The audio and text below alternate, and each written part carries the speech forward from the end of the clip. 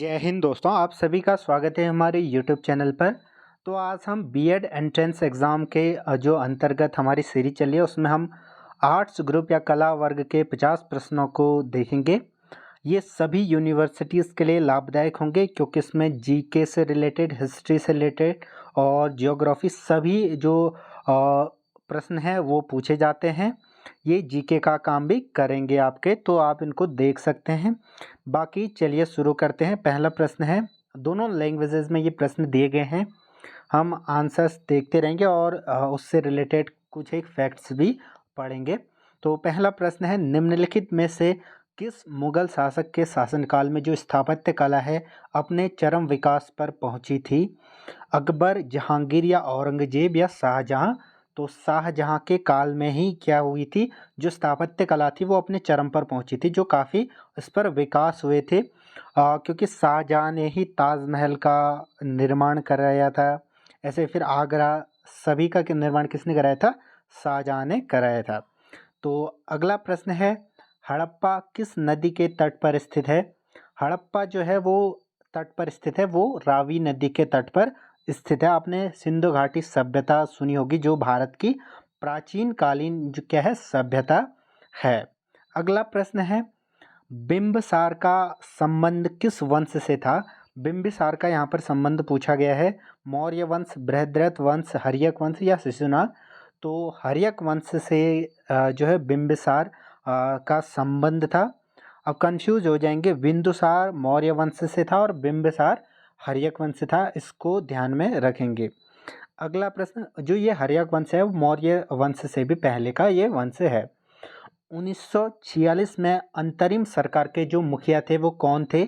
ये थे जवाहरलाल नेहरू। जो इंटरिम कैबिनेट थी जो हमारी 1946 में बनी थी, उसके जो मुखिया थे वो थे जवाहरलाल नेहरू।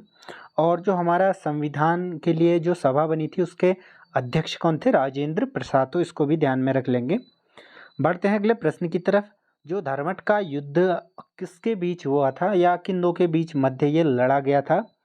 तो ये हुआ था औरंगजेब और दारा सिकोह के बीच ये धर्मट का युद्ध लड़ा गया था। ऑप्शन सी इसका सही उत्तर हो जाएगा।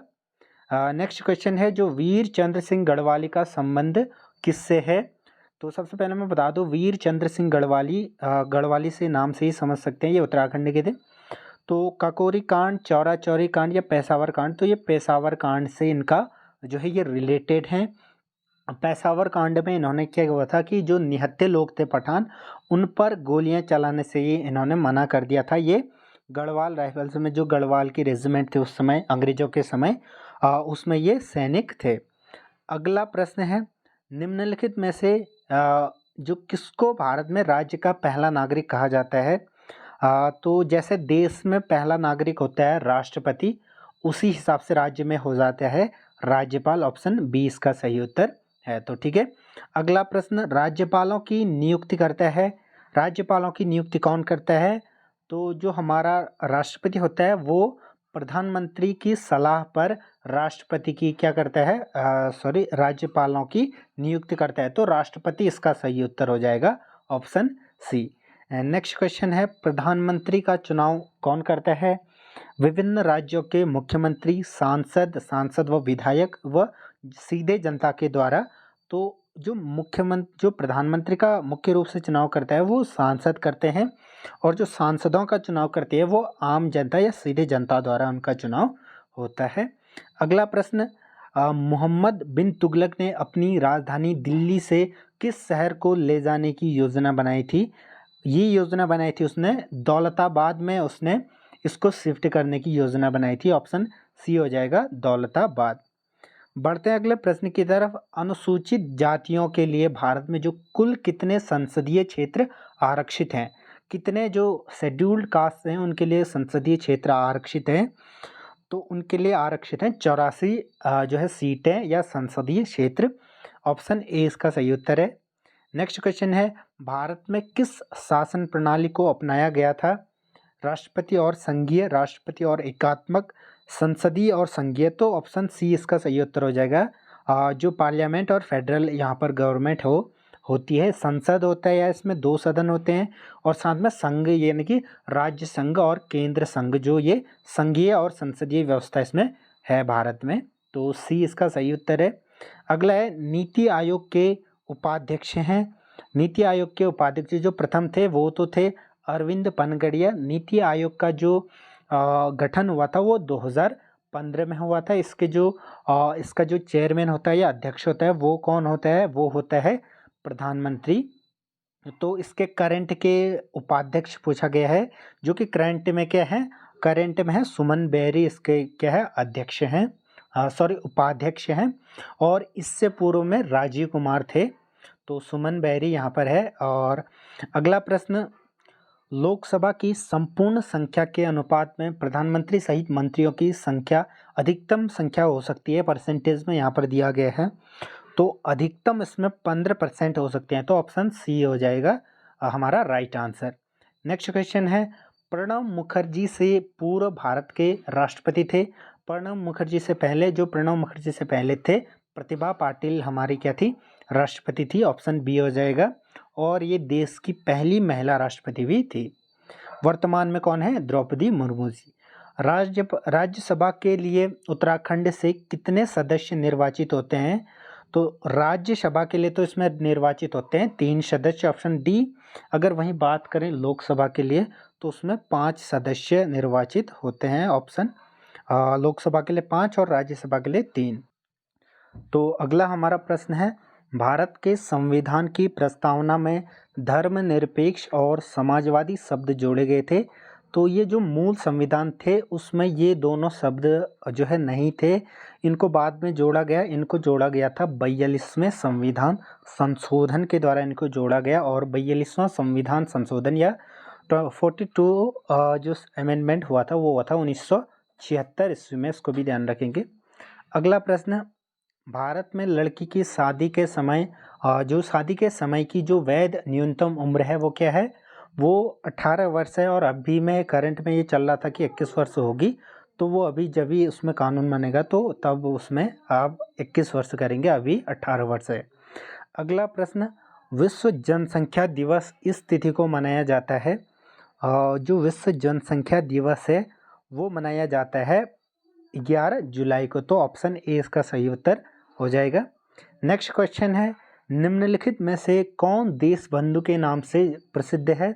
जो CR दास हैं अर्थात चित्तरंजन दास, उनको देशबंधु के नाम से जाना जाता है। ऑप्शन बी इसका सही उत्तर है, चित्तरंजन दास। अगला प्रश्न है, समाजशास्त्र के जनक हैं जो फादर ऑफ सोशियोलॉजी इसमें पूछा गया है। तो ऑगस्ट कॉम्टे समाजशास्त्र के क्या हैं? जनक हैं। अगला प्रश्न, अर्थशास्त्र का जनक किसे समझा जाता है? अर्थशास्त्र का जनक समझा जाता है एडम स्मिथ को। ऑप्शन सी इसका सही उत्तर हो जाएगा, एडम स्मिथ। बढ़ते हैं अगले प्रश्न की तरफ, निम्नलिखित में से कौन सा अंतर्राष्ट्रीय वित्त संगठन नहीं है? अंतर्राष्ट्रीय मुद्रा कोष, विश्व bank, reserve bank of India और अंतर्राष्ट्रीय वित्त निगम।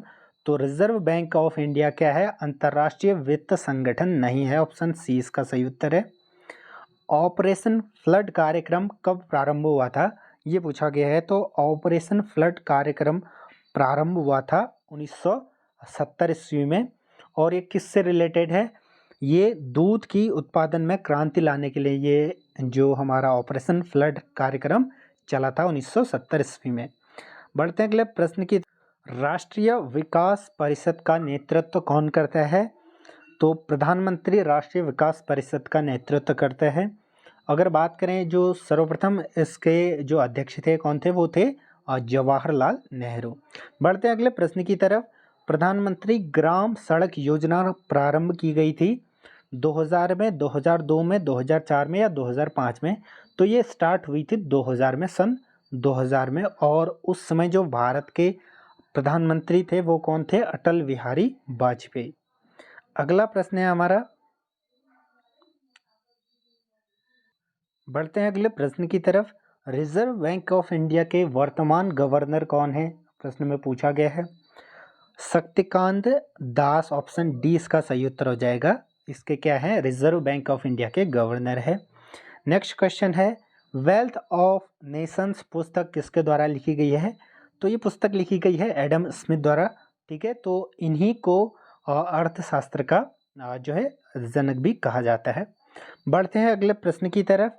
भारतीय अर्थव्यवस्था कही जाती है, तो जो नियंत्रित अर्थव्यवस्था, मिश्रित, स्वतंत्र या केंद्रीय नियोजित अर्थव्यवस्था, जो हमारी अर्थव्यवस्था है वो है मिश्रित अर्थव्यवस्था, मिक्स्ड इकोनॉमी। ऑप्शन बी इसका सही उत्तर है।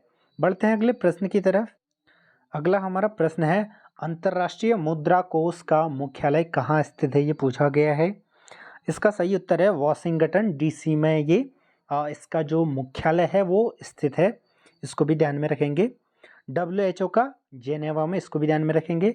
अगला प्रश्न है हमारा, श्रम दिवस प्रतिवर्ष कब मनाया जाता है, तो ये मई माह में या 1 मई को ये मनाया जाता है। Option D is the right answer, जो हमारा श्रम दिवस है। और अगले प्रश्न की तरफ, निम्नलिखित में से किस दिन पृथ्वी पर सभी स्थान पर 12 घंटे का दिन और 12 घंटे की रात अनुभव करते हैं। ये होता है कब, मार्च 21 को। और इस दिन क्या होता है कि जो हमारा सूर्य की किरणें उत्तरी गोलार्ध और दक्षिणी गोलार्ध दोनों में समान रूप से पड़ती हैं। तो ऑप्शन सी इसका सही उत्तर है, दिन और रात बराबर होते हैं। अगला प्रश्न है, संसार में सर्वाधिक सक्रिय जलवायु है, और इसका सही उत्तर हो जाएगा, और यहाँ पर जो ऑप्शन दिए गए हैं उनके हिसाब से किलायु इसका सही उत्तर हो जाएगा। अगर बात करें वर्तमान में, तो मोनोलोआ इसका सही उत्तर है, जो कि हवाई द्वीप यूएसए में क्या है, यूएसए में ये स्थित है। यहाँ पर अभी जो करंट में क्या है, सर्वाधिक सक्रिय ज्वालामुखी का स्थान है। अगला प्रश्न, वायुमंडल में उपस्थित ओजोन परत अवशोषित करती है। ये क्या अवशोषित करती है, ये करती है अल्ट्रावायलेट रेस को अवशोषित करती है, जिसके कारण हमारे जो पृथ्वी में गर्मी बढ़ जाती है या ग्लोबल वार्मिंग बढ़ जाती है। अगला प्रश्न, भारत में तिलहन का सबसे बड़ा उत्पादक है। भारत में जो तिलहन का सबसे बड़ा उत्पादक राज्य है वो है मध्य प्रदेश। ऑप्शन बी हो जाएगा। और सर्वाधिक वन कहाँ है, ये भी पूछा जाए तो मध्य प्रदेश में ही सर्वाधिक वन है। अगला प्रश्न, भारतीय संविधान में हम भारत के लोग का प्रयोग कहाँ पर हुआ है, ये हुआ है संविधान की प्रस्तावना में हुआ है।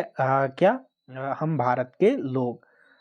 अगला प्रश्न, बीवी का मकबरा स्थित है, ये पूछा गया है प्रश्न में।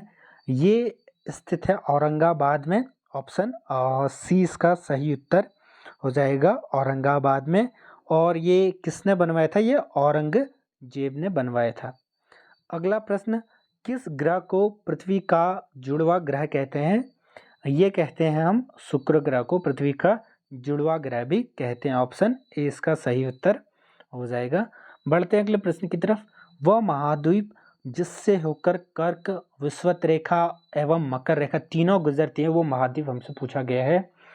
तो कर्क रेखा और जो विषुवत अर्थात भूमध्य रेखा, मकर रेखाएं गुजरती हैं अफ्रीका महाद्वीप से। ऑप्शन बी इसका राइट आंसर हो जाएगा। नेक्स्ट क्वेश्चन है, जब नदी मैदान में प्रवेश करती है तब वह मुड़ जाती है और बड़े मोड़ बनाकर बहती है, जो कहलाता है, इनको क्या कहते हैं, विसर्प कहते हैं। जैसे बड़ी बड़ी नदियां जब बहती हैं तो इस प्रकार से यहाँ पर क्या बनाती हैं, विसर्प बनाती हैं। जैसे ये नदी है तो इसको क्या कहेंगे, विसर्प कहेंगे। तो विसर्प का निर्माण जो है नदियां ही बनाती हैं, तो इनको विसर्प हम कह सकते हैं मोड़ों में। अगला प्रश्न, निम्नलिखित में से आकार का कौन सा महाद्वीप सबसे छोटा है, तो ऑस्ट्रेलिया इसका सही उत्तर हो जाएगा। सभी महाद्वीपों में ऑस्ट्रेलिया सबसे छोटा है। किस तिथि को सूर्य की किरणें मकर रेखा पर सीधी पड़ती हैं, ये पूछा गया है। मकर रेखा पर जो हमारी किरणें सीधी पड़ती हैं वो पड़ती हैं 22 दिसंबर को। अगर कर्क रेखा पर पूछे तो 21 जून इसका उत्तर होगा।